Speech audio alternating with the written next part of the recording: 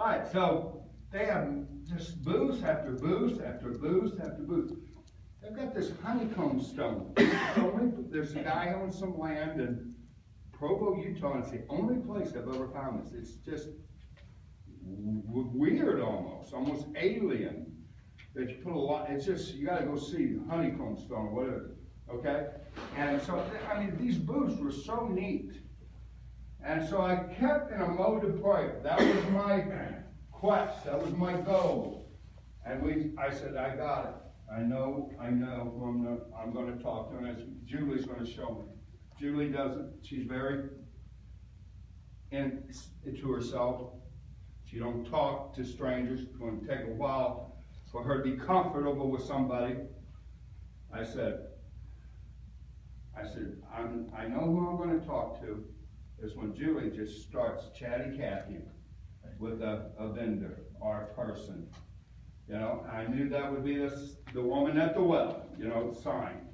So here we went to 1,000 booths, you know, and I'm not telling her nothing. I'm just standing. That's what I felt was going to happen.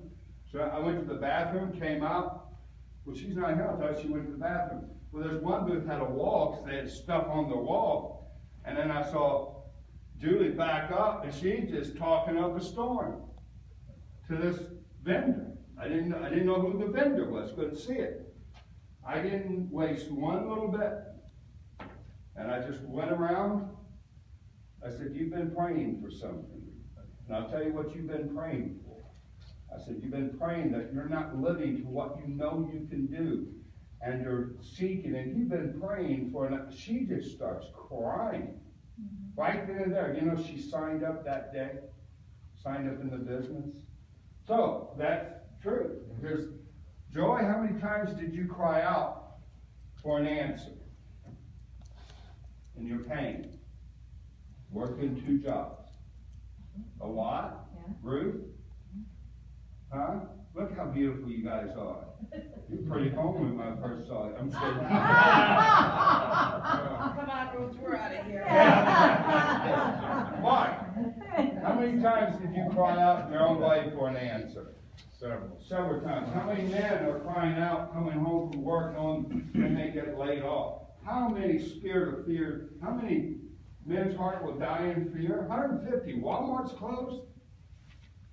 They're giving Iran $50 billion and 100 more billion, and they're ordering these Airbuses not from us but from Europe. Fiat. We bailed them, and then we don't have a plant satisfaction. No, because they tore down the Chrysler plant. How many men's heart, how many women have insecurity and men's heart are failing because of this economy? Worry. How many families are being broken up? Are people crying out in their own way for answers? Are we going to be the warriors and soldiers to say, hey, I have something for you. You might be praying for it. Let me tell you what I'm here. I'm with a company that's on an upswing. And this is what it is. Tell me what you think about it. So understand, when I say your downline's destined, it is. It's already built. But we got to be the warriors to get out of the shell and go to it. And every situation that you go through actually is a mending and a pruning for you to get better for that person that you're going to bring in that's going to run with this business. That's a fact, guys. So, now, I'm saying right now we're going to stop the Tuesdays. Maybe we'll want to regroup.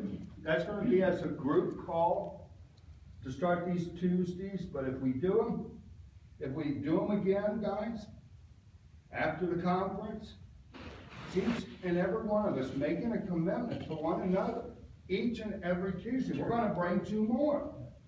And we're going to have those people bring 2 more. We've got to bust it out of the seam. And you won't be able to stop your business. But if we don't utilize it as it is, then it's just won't work. So let's all regroup. I still want to encourage people to go to that conference. Now why? Okay? Again, now it's a lead by example. I have somebody that was at $2,500 in value. $2,500 in volume, the 11th. I said, you think that we can get on the phone and start talking to people, start encouraging them to order some samples, recommit in their business, talk to some people about the business, get some preferred customers. You got 20 people in the organization. Let's just get on the phone. Guess where they're at right now? $7,800. Guess what they got to do to hit regional? $10,000. Okay? Guess what they make by hitting regional if they're registered for the conference? $1,500. $1,500. Paid for their conference. But what they do? They've never been to a conference, and they're going to see, my gosh, if I could spurt out 150 stories back to back to back to back to back of little boys, the parents right there that they were losing them.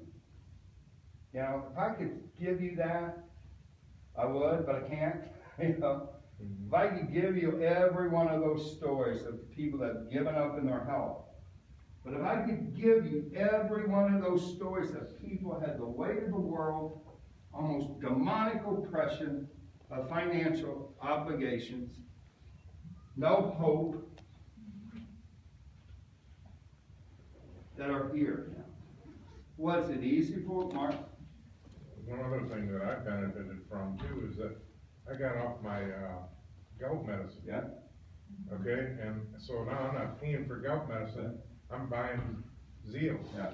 And so the trade-off is I'm more healthy now than I was on the gout medicine.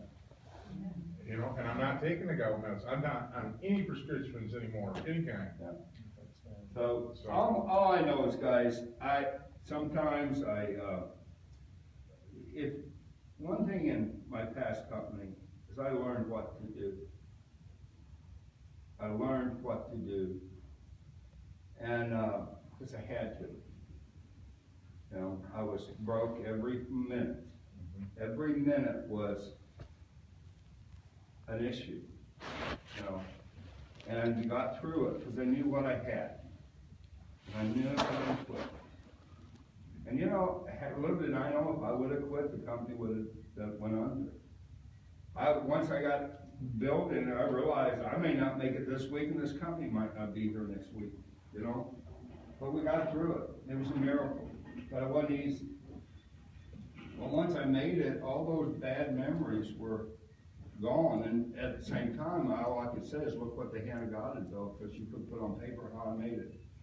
Moment to moment to moment. You know, but I learned what to do. Well, I tried to bring in what I know to do in this area. Radio, meetings, well, things have changed, so I have to regroup, but not quit. So guys, once you have it here that I know what I have a hold of, I really do. And the more you know what you have a hold of, the more effective you're going to be. Plus, commit. There has to be a commitment that I'm going to do this. I have my why, and dadgummit, I'm going to do this. Why not me? Commit. And then do. You know, everybody's journey is going to be different. I'll do my best to help you through this journey, be a part of the journey. And then let's look at after the conference, if we want to come together as a group, maybe meet up somewhere and say, okay, maybe we should start Tuesdays back again. But it's going to be a group commitment that we're going to not just all help pay. If you don't have no skin in the game, then it's nothing for you. You know? And we're going to regroup and say, listen, we're committed. And we're going to commit to one another. I swear to you, I don't say things that just aren't true. Ruth's momentum is good for Michael's. And Michael's is good for Ron's. And Ron is good for Pastor Terry's. And it's good for Mike's. And when we pack the house out, man, I'm telling you, then you say, my gosh, I wish I would have had this person with me. And you know what that does? You pick them up the next time. You know, you're coming. Let's get this over with, Duke. You're my friend. You know? James, we went to school together. Tell me if I'm worth nothing, if I'm lunch meat. Let's get it over with. Come and look for your benefit. Nobody's your opportunity, but this is opportunity. And I do believe unless God's going to change it, you need a residual income. You need to be in an opportunity that provides an opportunity for other people. You know, and I can tell you this, according to your scriptures, Pastor, if I'm wrong, the thing that tells me there's still going to be commerce till Christ comes, right? And I do believe people are still going to be buying a diet soda to stimulate their tired body. But what if you got something that gives them an opportunity on something they're paying for anyway? Okay. All right, Linda. Yeah. God just wants you to come up. I just want everybody just give you a big hand and thank you so much.